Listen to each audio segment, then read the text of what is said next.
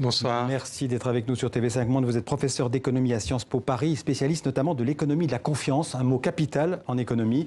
Vous publiez avec Elisabeth Beslay, Daniel Cohen et Martial Foucault Les origines du populisme, enquête sur un schisme politique et social. C'est aux éditions du Seuil. Alors avant d'expliquer les causes, les origines du populisme, peut-être essayer d'abord de définir quelle serait votre définition du populisme. Alors, la définition est relativement large. Ce qu'on a essayé de faire ici, c'est de mener une enquête absolument inédite, aussi bien en France, en Europe ou aux États-Unis, utilisant des centaines de milliers de données sur les valeurs des électeurs et en particulier des électeurs des forces anti-système.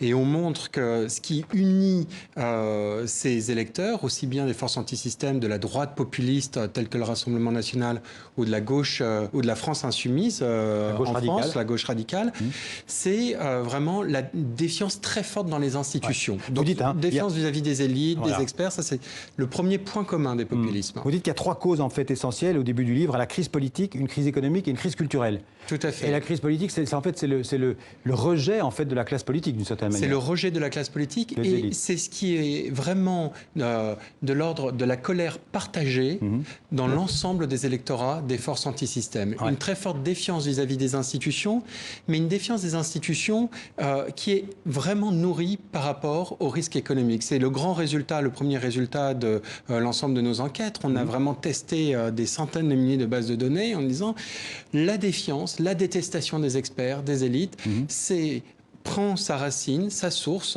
dans l'incapacité des institutions à protéger l'ensemble de ces électorats face aux grands risques économiques depuis la crise financière, la mondialisation, l'ubérisation de nos économies. Et notamment la crise de 2008 qui a évidemment laissé des traces, qui a donné, comment dirais-je, qui a fait les gagnants et les perdants de cette mondialisation dont vous venez de parler et qui a creusé les inégalités.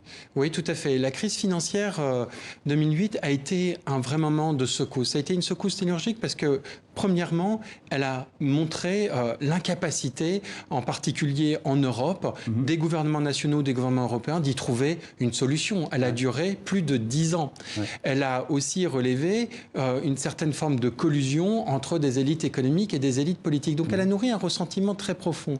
Mais derrière la crise financière, il y a une crise économique il y a des risques économiques plus profonds, en particulier la mondialisation qui a créé énormément de gagnants et de perdants, et puis l'ubérisation de nos économies, la numérisation de nos économies qui transforme très profondément les modes de travail en désocialisant les classes populaires et les classes moyennes. Une question d'actualité, on vient de voir les premiers résultats qui tombent des élections en Allemagne. Donc comment est-ce que vous expliqueriez cette progression de l'extrême droite? Est-ce qu'elle s'explique par les mêmes raisons que vous avez, comment dirais-je, expliquées dans votre livre, ou bien est-ce qu'il y a des raisons particulières à ces anciennes Länder de l'Allemagne de l'Est?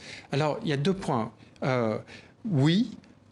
Elle puise la poussée de l'AfD a en commun, par rapport à l'ensemble des autres forces de la droite populiste, cette très forte détestation des institutions qui n'ont pas été capables de limiter la hausse des inégalités, en particulier en Allemagne de l'Est. On voit bien le symbole autour, l'ensemble de la campagne a été tourné sur le fait qu'il y a eu les perdants d'une certaine façon de la réunification, et puis en inventant aussi un récit assez particulier, c'est là la spécificité de l'Allemagne, mais que sur le récit aussi de, comme il y a eu une fin de la RDA, il y aura une fin du système politique actuel et avec un renvoi historique assez évident. Si on parle de la France, voter populiste en France, ça veut dire quoi? Est-ce qu'il y a des partis qui se revendiquent du populisme en France? Oui, je pense que les deux grands partis qui se revendiquent du populisme sont la France insoumise et le Rassemblement national. Et ça rejoint ce qu'on mentionnait précédemment. Les électorats de ces deux partis ont en commun effectivement cette défiance dans les institutions. Mais en revanche, le grand résultat de l'ensemble de nos analyses, c'est que ces électorats sont complètement opposés sur la question des valeurs, et en particulier sur la question de la confiance dans les autres. Les électorats du Rassemblement national, de la droite populiste, et c'est la même chose en Allemagne avec l'AfD, c'est la même chose avec le Brexit chez Johnson, c'est la même chose avec Trump ou avec Salvini en Italie, ont une méfiance vis-à-vis des autres, une méfiance vis-à-vis de l'Europe, une méfiance vis-à-vis des immigrés beaucoup plus importante que les électeurs. La peur de l'autre, la peur de l'avenir qui explique en partie le populisme? Oui, mais c'est plus profondément, me semble-t-il, un rapport vraiment blessé à autrui. Il y a une très forte défiance, pas uniquement dans l'autre, mais aussi dans sa famille, dans son voisin. Et l'immigré, d'une certaine façon, est un peu le totem de ces populismes de droite, qui ne s'est pas du tout partagé par la gauche radicale, par les électorats de la France insoumise ou par les électeurs de Bill Sanders, par exemple, aux États-Unis. Alors, vous venez par deux fois déjà de parler de droite populiste et de gauche radicale, ce qui veut dire qu'il n'y a de populisme, il n'y a pas de populisme à gauche. Le populisme, c'est réservé à la droite? Non.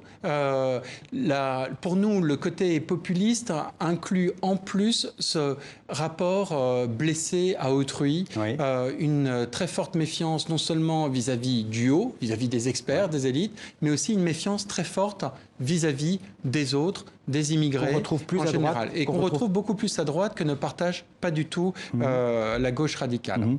On vit dans une société, vous le dites aussi dans ce livre, de plus en plus morcelée, individualisée, moins socialisée qu'avant. Ça expliquerait aussi ce vote populiste? Tout à fait. La forte défiance dans les institutions, elle s'explique principalement par les risques économiques et l'incapacité de nos institutions à avoir protégé les classes populaires face aux risques économiques. En revanche, le rapport blessé à autrui, la défiance dans les autres, puis généralement dans les homosexuels, dans les immigrés, vient d'un profond changement de notre société post-industrielle. On est passé d'une société de classe dans la société industrielle à une société d'individus dans la société post-industrielle et d'individus isolés au travail. Ça a été l'exemple des manifestants des Gilets jaunes où on a eu une surreprésentation des personnes qui étaient dans des services dans le secteur qu'on appelle tertiaire industriel, pas du tout dans les grandes entreprises traditionnelles de Renault, de Michelin, avec des grands bastions des syndicats. On les retrouvait beaucoup plus comme des chauffeurs routiers, comme des aides-soignantes. La révolution de cette société post-industrielle est d'avoir désocialisé dans le travail. Et c'est la même chose aussi dans les territoires, en particulier dans les petites villes moyennes qui ont été fortement désindustrialisées. Merci Yann Algan. C'est moi qui vous remercie. Le titre de votre livre, Les origines du populisme au Seuil. Merci beaucoup. Merci. En France, la